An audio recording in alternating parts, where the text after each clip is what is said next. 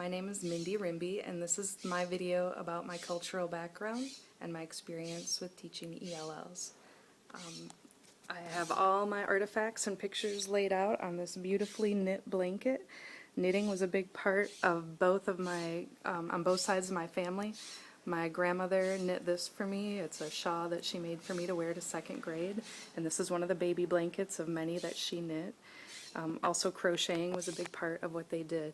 This is a book that my cousin wrote about my great-grandmother Bradford, and it links us back to the Bradford that rode on, I don't know if it was the Mayflower, but one of the ships of that regatta.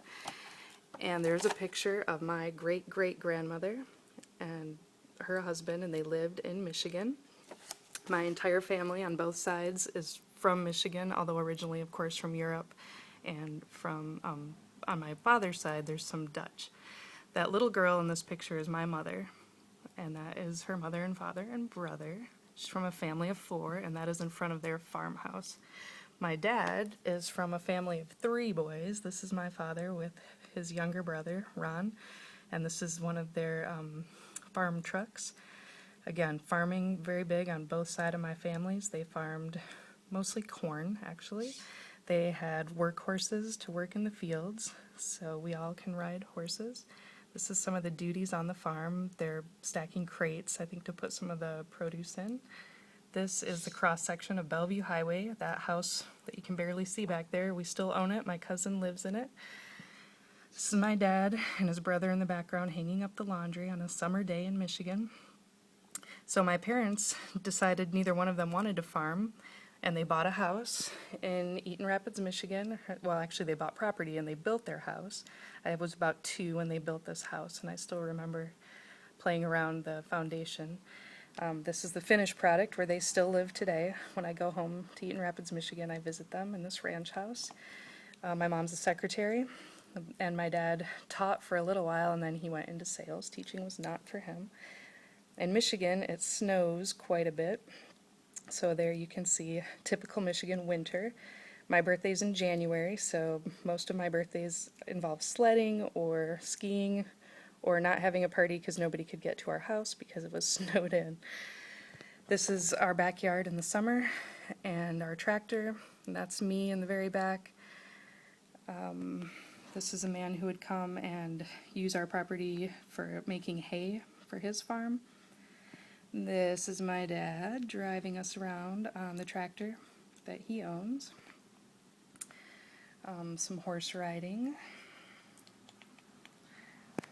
Let's see. Snowmobiling is a big sport in Michigan, and again, just getting out in the snow. It's kind of like the rain in Oregon. We don't let it stop us. We just bundle up and go out and play. This is collecting our Christmas tree. So when we did go to church, would go to the Brookfield United Methodist Church. That brings me to my next artifact, which is the Country Favorites Brookfield United Methodist Church Cookbook. My grandma on my dad's side, my dad's mother, Alpha, you can see her here with one of her favorite things in the world, which is a pie. She's got a basket full of biscuits, I think. And my grandpa is in the background with his overalls on because he probably just got off the farm. But back to the cookbook, Grandma Ball was famous for giving people watermelon rind pickles. And right there's the recipe. You can see there's a dill slice recipe above it from Alpha Ball. That's my grandma. And watermelon rind pickles kind of taste like mushy sugar. They're the rind of the watermelon. They sit in white vinegar and sugar for a long time. And then you put them in a mason jar and you can snack on them whenever you want. There's lots of recipes in there. A lot of them involve a pound of lard. Anybody in the class is welcome to borrow any of the recipes if they would like. Some are delicious, maybe some not so much. Hunting. Speaking of food, we ate a lot of venison. We ate a lot of rabbit and pheasant. That was another thing we would catch. My dad brought home a lot of deer that he was very proud of. This is an older one.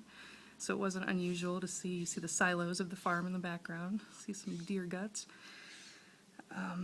What else? These are some Christmas pictures. It's my grandmother again and my great aunt going out in the sleigh with the horses and their Santa hats, not uncommon. From Michigan, oh wait, one last thing. One thing my grandparents and my parents taught me was the game of Euchre, which is famous in Michigan. The Germans brought it over to Michigan. If you've ever been to Michigan or Ohio, they're another culture who knows what Euchre is. This is the perfect Euchre hand. If you had this, you would be very happy.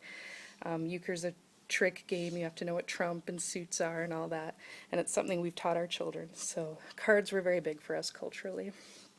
All right, so from Eaton Rapids, Michigan, I went to college, studied, and joined the Peace Corps, and that was my first experience teaching ELLs. I was in a country school, so actually not a far cry from my background. Felt very at home in the country. Biases I may have brought, I thought maybe all Guatemalans would be nervous or not want to learn anything from a white person, and I was happy to find out that that wasn't the case. Loved my school, I loved my students. These are the students preparing for the ecological fair, and this is where I lived without electricity for a few years. That's my propane tank to cook my food and my pila to wash my clothes. It was a great time.